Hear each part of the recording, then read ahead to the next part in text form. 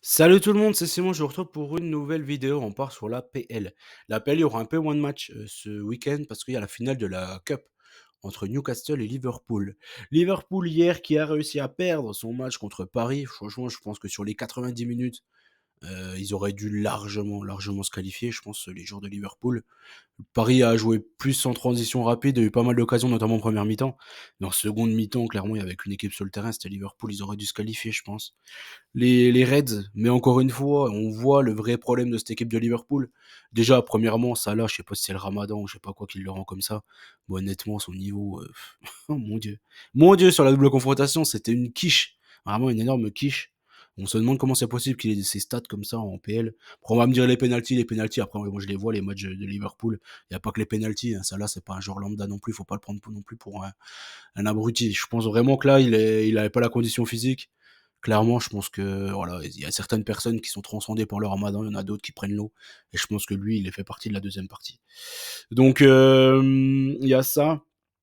Et il y a le fait aussi que vraiment, faut arrêter de croire que Jota ou Darwin Nunez sont des grands attaquants, hein. C'est des pipes, clairement. Là, demain, tu me dis fais une équipe, tu prends Lucas Tassin ou Jota, franchement, j'hésiterais tellement il est nul, quoi. Il est dramatique, ce joueur, hein, vraiment.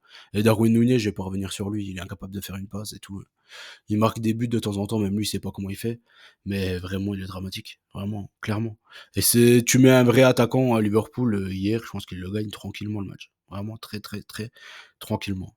Enfin bref, du coup, félicitations aux Parisiens, hein, franchement, belle petite, sur la double confrontation, c'est largement mérité, il y a rien à dire. Sachant que la première confrontation, il y avait qu'une équipe sur le terrain, 90 minutes, et qu'hier, bon, le Liverpool leur a marché dessus sur le premier quart d'heure et sur la deuxième mi-temps, au final. Donc voilà. Félicitations aux Parisiens. Maintenant, il faudra passer l'ogre Unai Emery. Je pense que ça va être une formalité normalement pour les Parisiens. On attaque les week-ends derniers en PL. Le week-end dernier en PL qui a été quasiment parfait, quoi. Bon, je vais pas parler de Nottingham City. Franchement, City, ils ont pas eu une occasion sur le match, hein. Clairement que non. Je dirais Nottingham n'a pas eu beaucoup d'occasions non plus, hein. C'était un match horrible, vraiment une horreur, quoi. C'était le premier match du week-end en plus, vraiment, je me suis infligé ça du début à la fin. J'ai souffert, hein, mes yeux saignaient à la fin. Mais vraiment une horreur City, hein. Ce niveau-là, ça devient vraiment, triste. Il va falloir quand même remettre Guardiola en question à un moment donné, hein. Faut peut-être arrêter les conneries, hein, du côté de Manchester City. OK, il a porté un titre et cetera, enfin un titre, une Ligue des Champions, j'ai envie de dire, mais vu l'investissement et tout, je trouve c'est pas enfin, il devrait avoir beaucoup plus de finales de LDC et tout, hein. Voilà, ça c'est mon avis, hein. À voir, c'est à débattre. Nottingham du coup, voilà, hein, qui a encore profité d'une erreur énormissime d'Ederson. Ederson qui est nul depuis de nombreuses années, mais qui est encore titulaire dans cette équipe. On se demande encore pourquoi. Lui, je sais pas si s'il s'envoie pas en l'air avec Guardiola, je sais pas, j'en ai aucune idée. Mais pourquoi il est encore là? Tout le monde se pose la question depuis des années, mais il est encore là, en tout cas. Et du coup, malheureusement pour les Citizens. Brighton Fulham, 2 buts à 1. Ah ouais, j'ai eu 3 scores exacts quand même, hein. Puis il fallait aller les chercher, surtout le Tottenham Bournemouth, le 2-2, celui-là il devait être pas mal coté. Wolverhampton Everton, il y a eu un but partout. Wolverhampton sur le match, ils auraient dû le gagner celui-ci. Ils ont eu beaucoup plus d'opportunités qu'Everton. Et Brighton Fulham, c'est grâce à un penalty de João Pedro dans les derniers instants qui a fait passer le 2-1. Donc c'était quand même excellent, hein. Franchement, 3 nuls. Trois scores exacts, sachant que j'ai aussi la victoire de Villa qui était une cote supérieure à 3. La victoire de Newcastle et j'avais mis 1-0, il y a eu 2-1, j'étais pas loin. Liverpool a fait pas 3-0 mais 3-1. Crystal Palace, je suis déçu parce que j'ai voulu couvrir le nul. Mais au final, c'est Ismail Assar qui les a délivrés en toute fin de rencontre. Hop, hop, hop. Chelsea a gagné 15-0 contre Leicester, ça c'est ma grosse déception, clairement je les avais joués. L'over du côté de Chelsea, j'ai même pris l'over 1,5 à la mi-temps, je crois. Il y a 0-0 à la mi-temps. C'est Cucurella qui les sauve. Moi, ils ont eu pas mal d'opportunités, Chelsea, notamment Palmer qui a encore loupé un penalty. Je vais pas dire encore, parce que c'est son premier penalty en carrière, mais dans le sens où il a encore loupé une occasion, hein, ces derniers temps. Il en loupe beaucoup, Cole Palmer, et on voit qu'il est en énorme manque de confiance, hein. Il prend beaucoup moins de risques dans ses frappes. Ça part beaucoup moins bien du pied. Il met beaucoup plus de temps aussi avant de tirer. Et je suis déçu parce que c'est un joueur exceptionnel, je trouve, ce Cole Palmer. Va falloir qu'il reprenne confiance et j'espère que ça va être là contre Copenhague ce soir, hein, pourquoi pas. Tottenham-Bournemouth, Bournemouth, du coup, ils auraient dû s'imposer, je pense, sur ce match-là. Ils l'ont laissé un peu filer, ils auraient pas dû le laisser filer. Il y a Kerkez qui a encore été monstrueux, son centre, là, sa passe décisive, elle est juste incroyable. Et United aurait dû gagner contre Arsenal. Vraiment, ils auraient dû le gagner, c'est eux qui ont eu les meilleures occasions. Arsenal a eu la possession, mais c'est une possession stérile, quoi. On croirait voir l'Olympique de Marseille. Possession qui sert à rien, strictement à rien. Mais United a eu les énormes occasions, clairement. Je pense que c'est Raya qui ramène le point pour Arsenal.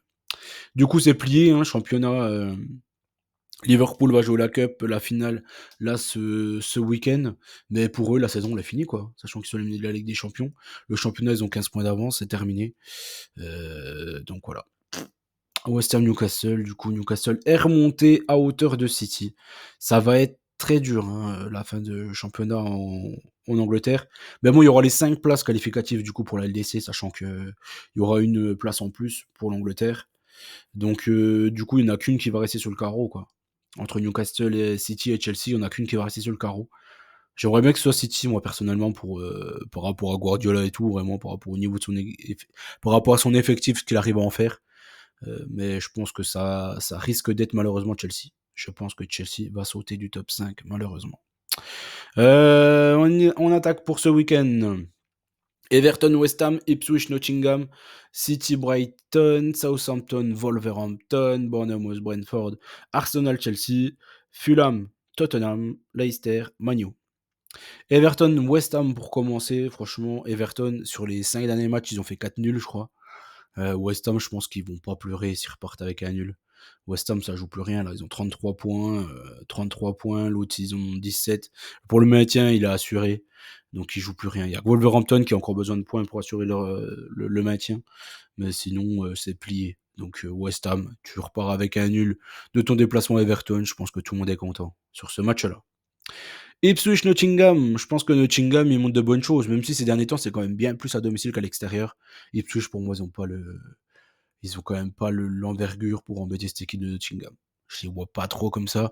Je pense que Ipswich, en plus, s'ils font l'énorme erreur contre Nottingham, de pas, entre guillemets, les respecter et d'attaquer, ils vont se prendre des contre-attaques de l'éclair avec Hudson-Odoi, Gibbs White et Longa. Ils vont se prendre des contre-attaques et ils vont se faire massacrer.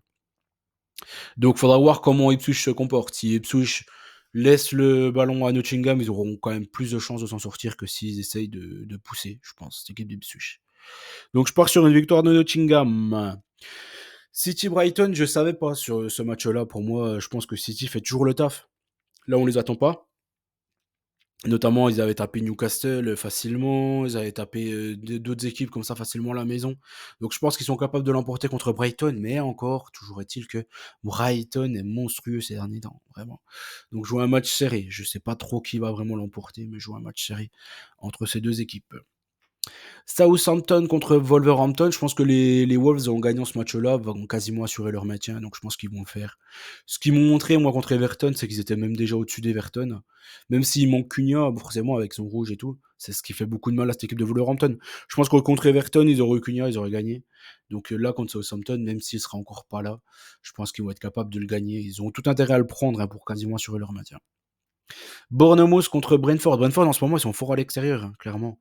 Mais je me dis que Bournemouth, à un moment donné, ils vont quand même se ressaisir. Ça fait un petit moment, là. Ils enchaînent pas les contre-perfs. Ils sont quand même allés faire 2-2 à Tottenham. Mais au vu du match, ils auraient dû l'emporter, hein, clairement. Donc, je pars sur une victoire de Bournemouth. Mais ça va être compliqué. Compliqué quand même ce match-là contre Brentford. Brentford qui a quand même des flèches, hein, avec Wissa, Schade et Mbeumo. Ils ont quand même des bons joueurs, cette équipe de Brentford. C'est une équipe dont il faut toujours se méfier. Clairement over ce match-là, clairement. Arsenal contre Chelsea, je pars sur une victoire, malheureusement, j'ai envie de dire, des Gunners. Je pense que Arsenal va faire quand même pas mal tourner là ce soir contre le PSV, faudra voir. Même s'ils mettent l'équipe type, je pense qu'ils sont capables d'enchaîner 2 matchs de suite, sachant qu'après il y a la trêve. Chelsea va jouer jeudi, ils ont qu'un but d'avance contre Copenhague, donc pour moi, logiquement, Chelsea va mettre beaucoup plus de titulaires habituels que Arsenal, et ils vont arriver beaucoup plus frais, les joueurs les Gunners, je pense. Il y a Martinelli qui est de retour, hein, qui est rentré le dernier match contre Man U. Je pense que Chelsea, les pauvres, ça va être trop dur pour eux. Trop dur pour eux sur ce match-là. Chelsea, il manque beaucoup trop de choses à cette équipe-là. Surtout offensivement, je trouve, hein. Je comprends pas comment c'est possible, mais bon, c'est comme ça. Je comprends pas comment on peut dépenser autant d'argent et avoir cette équipe-là, mais bon, ça, c'est toujours aussi incompréhensible. Fulham contre Tottenham, Tottenham qui va jouer sa saison contre la Z jeudi. Donc je pense que Fulham peut ramasser les miettes ce week-end et réussir à gagner. Leicester Manu, pareil, Manu ils vont jouer leur saison ce jeudi contre la Sociedad. Mais, Leicester, c'est des énormes merguez. Mais vraiment, c'est une équipe vraiment merguez, quoi. C'est vraiment. Je sais même pas s'ils sont pas pires que Southampton au final. Parce que Southampton, quand tu vois les joueurs et tout, tu te dis, ils peuvent pas espérer grand chose. Mais Leicester, je trouve, ils pourraient faire 100 fois mieux, hein. Franchement, ils ont quand même des joueurs, je trouve, qui sont pas si mauvais que ça, hein. Ce qu'ils font, c'est d'une tristesse à mourir, hein. Donc je prends Manu. Voilà, je prends Manu, même s'il joue plus rien en championnat. Je pense que Leicester est tout simplement trop nul, tout simplement. Donc je vais faire confiance à Manu. Donc voilà, j'espère que la vidéo vous a plu. N'oubliez pas qu'on gagne au pair ensemble. Je vous souhaite bonne chance à tous. Et je vous dis à très vite. Ciao l'équipe.